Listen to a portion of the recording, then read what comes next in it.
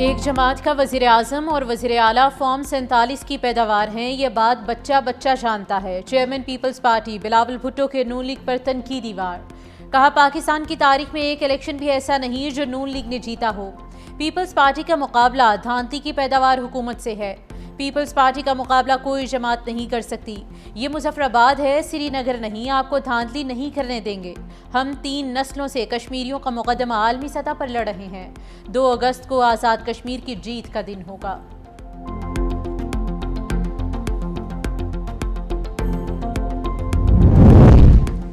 آزاد کشمیر انتخابات پر Peoples party اور نون league کے درمیان لفظی جنگ۔ وزیر اعلیٰ پنجاب مریم نواز کی پیپلز پارٹی کے خلاف ایکس پر تنزیہ پوسٹ۔ کہا دھاندلی کی باریک واردات کی ماسٹر مائنڈ جماعت آج خود دھاندلی کا رونا رو رہی ہے۔ قیامت کتنے بجے ہے؟ مریم نواز نے مسلم لیگ نون پر لگائے دھاندلی کے الزامات مسترد کر دیے۔ پیپلز پارٹی کو شدید تنقید کا نشانہ بنایا۔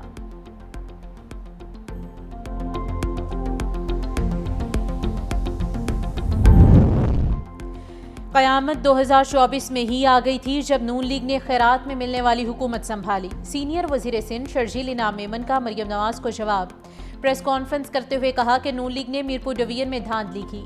راجہ پرویز اشرف نے نون لیگ کی دھاندلیوں کے ثبوت پیش کیے۔ حیرت ہے کہ میرپور ڈویژن میں 99.4% ووٹ کاسٹ ہوئے۔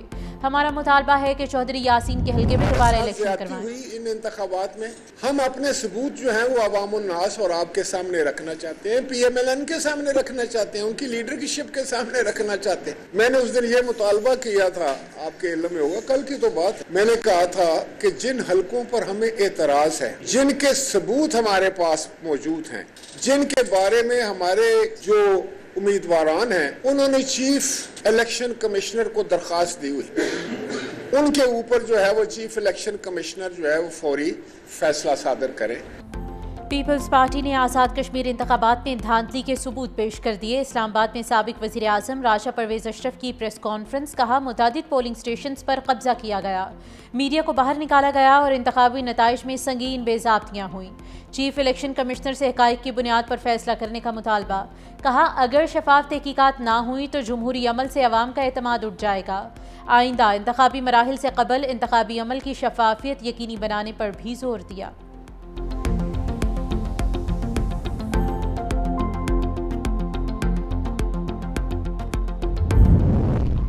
آزاد کشمیر انتخابات پر پیپلز پارٹی کے تحفظات شدت اختیار کر گئے۔ لاہور میں پیپلز پارٹی کے رہنماؤں کی نیوز کانفرنس۔ حسن مرتضیٰ نے الزام عائد کیا کہ پیپلز پارٹی کی جیتی ہوئی نشستیں چھینی گئیں۔ پولنگ کے روز کارکن کو شہید کیا گیا۔ متعدد پولنگ سٹیشنز پر عملے کو یرغمال بنا کر دھاندلی کی گئی۔ مزید کہا کہ نون لیگ کو فائدہ پہنچانے کے لیے پولنگ کا وقت بھی بڑھایا گیا۔ سید حسن مرتضیٰ کا الیکشن کمیشن پر بھی جانبداری کا الزام۔ کہا ویڈیو شواہد موجود ہیں مگر شکایات کے باوجود کارروائی نہیں کی گئی۔ پیپلز پارٹی انتخابی نتائج کے خلاف آئینی اور سیاسی جدوجہد جاری رکھے گی۔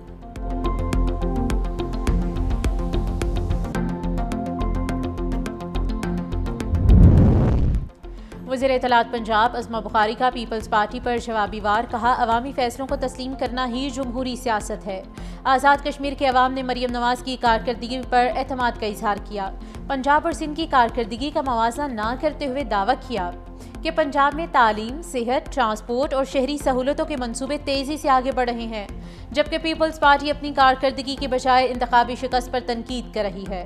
پنجاب میں تعلیم، صحت، ٹرانسپورٹ اور عوامی فلاح کے منصوبوں پر کام ہو رہا ہے۔ سندھ میں بنیادی شہری سہولتوں کی صورتحال تشویشناک ہے۔ لیپ ٹاپ اور اسکالرشپ پروگرام عوام کو سہولتیں فراہم کر رہے ہیں۔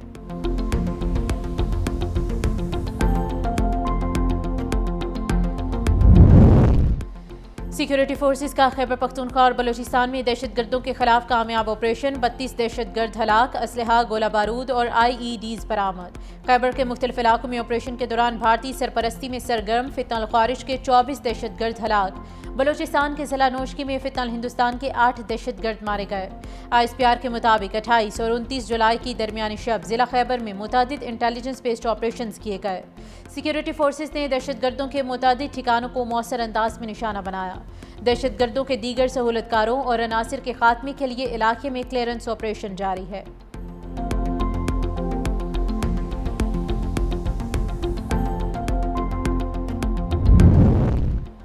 سوات کے علاقے مٹھا میں پولیس اور محکمہ انسداد دہشت گردی کا فتنہ الخوارش کے خلاف بڑا آپریشن، 4 خوارشی ہلاک، متعدد زخمی۔ آپریشن کے دوران ایلیٹ فورس کا کانسٹیبل گلفام شہید۔ پولیس نے اہم اسٹریٹجک مقام راشد سر کا کنٹرول حاصل کیا۔ سیکیورٹی ذرائع کے مطابق چند خارجی ایک مکان میں پناہ لے کر اہل خانہ کو انسانی ڈھال کے طور پر استعمال کر رہے ہیں، جن کے خلاف کارروائی تاحال جاری ہے۔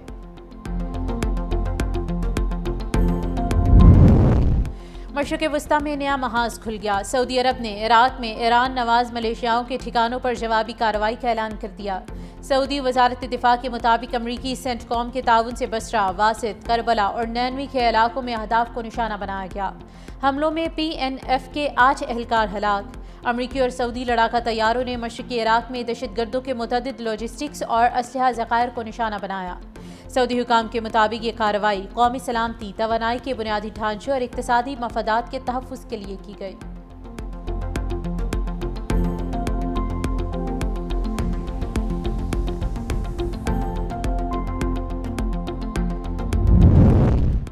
امریکہ ایران مفاہمتی یادداشت کی بحالی کے قریب پہنچ گئے۔ پاکستان، مصر اور قطر کے مذاکرات کار آبنائے ہرمز میں آمد و رفت کا نظام چلانے کے طریقہ کار پر کام کر رہے ہیں۔ امریکی میڈیا کا بڑا دعویٰ۔ ایک عرب عہدیدار کے حوالے سے لکھا کہ ایران کا خیال تھا اسلام آباد MOU کو آبنائے ہرمز پر وسیع اختیارات مل گئے، لیکن امریکہ اس تشریح سے متفق نہیں۔ آبنائے ہرمز کے کنارے واقع ایران اور عمان ثالثوں کی پیش کردہ تجویز سے اتفاق کر چکے ہیں۔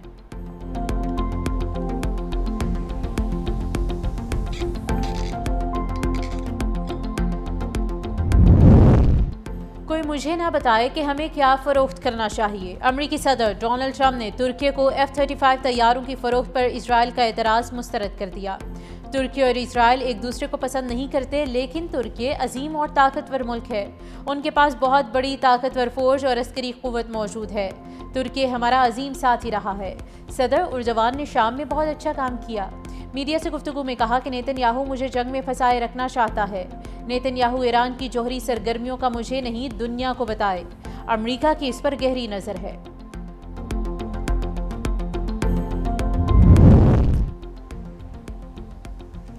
ایرانی جہاز پر حملہ غیر ارادی تھا۔ یوکرین نے بحیرہ کیسپیئن میں ایرانی جہاز پر حملے کے معاملے پر یو ٹرن لے لیا۔ عباس عراقچی کے مطابق یوکرینی ہم منصب نے یقین دلایا کہ ایرانی جہاز پر حملہ غیر ارادی تھا۔ یوکرین ایران کے ساتھ کشیدگی نہیں چاہتا، تاہم عباس عراقچی نے واضح کیا کہ ایرانی مفادات پر حملہ ناقابل قبول ہے، نقصانات کی تلافی ضروری ہے۔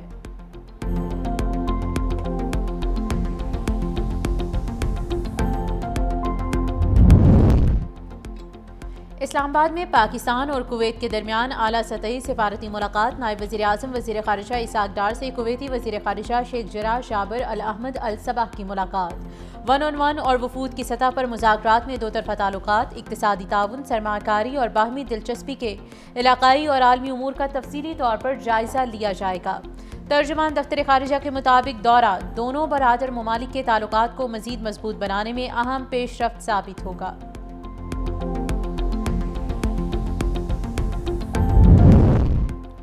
وزیر اعلیٰ سندھ سید مراد علی شاہ کی امریکی اعلیٰ سطحی کاروباری وفد سے ملاقات۔ توانائی، ٹیکنالوجی، انفراسٹرکچر، صحت، زراعت اور سیاحت سمیت مختلف شعبوں میں سرمایہ کاری کی دعوت۔ وزیر اعلیٰ کا کہنا تھا کہ سندھ سرمایہ کاروں کے لیے شفاف، مستحکم اور کاروبار دوست ماحول فراہم کر رہا ہے۔ امریکی وفد کا قابل تجدید توانائی، مصنوعی ذہانت، ڈیٹا سینٹر، فن ٹیک اور ہیلتھ سیکٹر میں سرمایہ کاری میں دلچسپی کا اظہار۔ مذاکرات جاری رکھنے پر اتفاق۔ وزیر اعلیٰ سندھ کا امریکی سرمایہ کاروں کی سہولت کے لیے محکمہ سرمایہ کاری میں خصوصی امریکن انویسٹر ڈیسک قائم کرنے کا بھی اعلان۔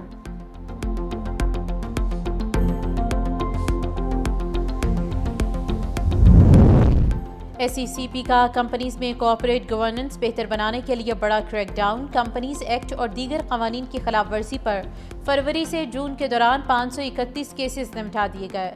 4 ارب 73 کروڑ روپے سے زائد کے جرمانے عائد۔ جعلی سرمایہ کاری اسکیمز چلانے والی 3 کمپنیز پر بھی 4 ارب روپے کا جرمانہ۔ Insurance, listed non banking finance اور سرکاری ملکیتی کمپنیز کے خلاف بھی سخت کارروائیاں عمل میں لائی گئیں۔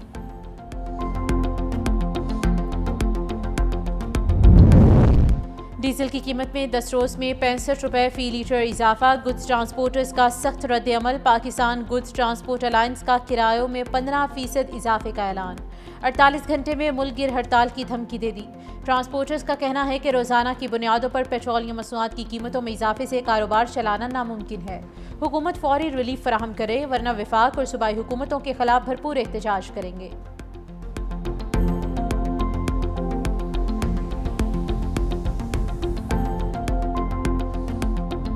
لاہور سمیت پنجاب کے مختلف شہروں میں مونسون بارشیں، نشیبی علاقے زیرآب، اہم شاہراہوں پر کئی فٹ پانی جمع، ٹریفک کی روانی شدید متاثر، پی ڈی ایم اے نے صوبے بھر میں الرٹ جاری کر دیا۔ متعدد اضلاع میں مزید بارشوں کی پیشگوئی، شہری علاقوں میں اربن فلڈنگ اور مری گلیات کے پہاڑی علاقوں میں لینڈ سلائڈنگ کا خدشہ، واسا اور ضلع انتظامیہ کو ہنگامی نکاسیات کے لیے فیلڈ میں متحرک رہنے کی ہدایت۔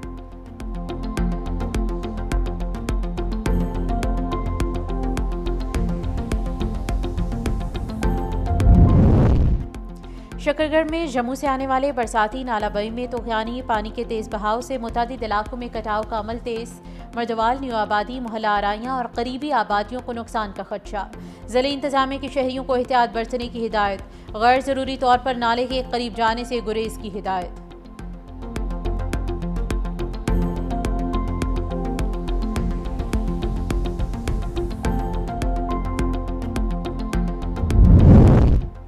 پاکستان کو پہلے ٹیسٹ میں ویسٹ انڈیز کے ہاتھوں 90 رن سے شکست کا سامنا، غیر ملکی سرزمین پر مسلسل 8ویں ٹیسٹ میں ناکامی، میچ کے چوتھے روز 211 رنز کے ہدف کے تعاقب میں گرین شرٹس صرف 120 رنز پر ڈھیر، ویسٹ انڈین فاسٹ بالرز نے پاکستانی بیٹنگ لائن کی دھجیاں بکھیر دیں، 8 بیٹرز ڈبل فگر میں داخل نہ ہو سکے، بابر اعظم کی 50 بھی رائے گا، جیڈن سیلز نے 5 کھلاڑیوں کو آؤٹ کیا۔ ویسٹ انڈیز کی ٹیم دوسری اننگز میں 181 رنز پر آؤٹ ہوئی، میزبان ٹیم کو 2 میچز کی سیریز میں 1-0 کی برتری حاصل، جسٹن گروز میچ کے بہترین کھلاڑی قرار پائے۔